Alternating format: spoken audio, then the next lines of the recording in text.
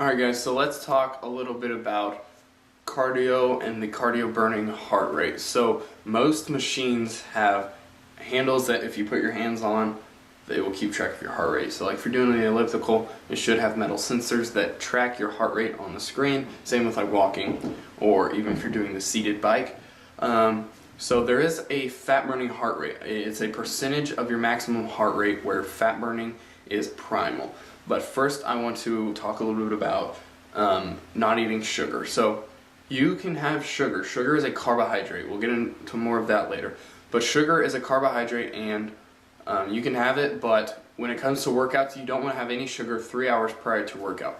The reason is insulin gets released into your body when you consume sugar, and so it'll be focusing on the insulin breakdown instead of the actual fat. So if you eat sugar and then go work out an hour and a half later, the insulin's still being broken down, and so your body isn't going to be burning as much fat. Now, this is why they teach you, and I definitely recommend that you don't eat sugar 3 hours prior to any workout, but especially cardio, because the main purpose of cardio is to burn fat.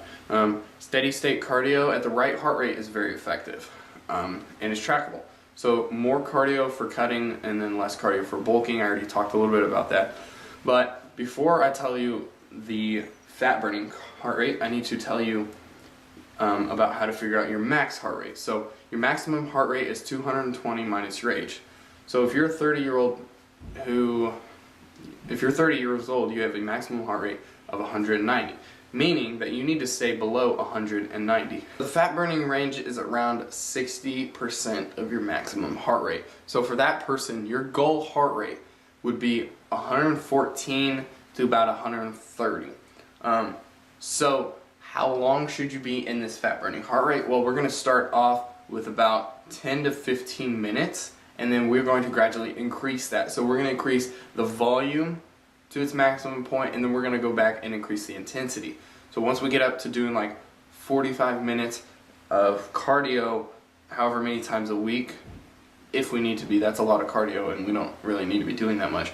But this is just an example. So if we're trying to get super lean and we get to 45 minutes of cardio 3 times a week, then we're going to dial it back to about 20 minutes of cardio at a higher intensity. What this is going to do is your body's cardiovascular system is going to be a little bit more advanced and a little bit more in shape, and so it's going to take a lot more effort to get your heart rate back up to that 60%. So we're going to increase the intensity with a lower volume so you're not going as long, and then we're going to go and increase the intensity or the volume again.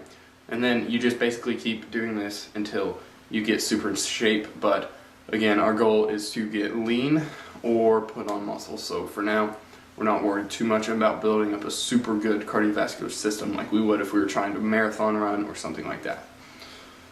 So 60% of your maximum heart rate, again, that's 220 minus your age. So take 220 minus your age, and then that's your max heart rate. And then 60% is the 60 to 80% is the fat burning area.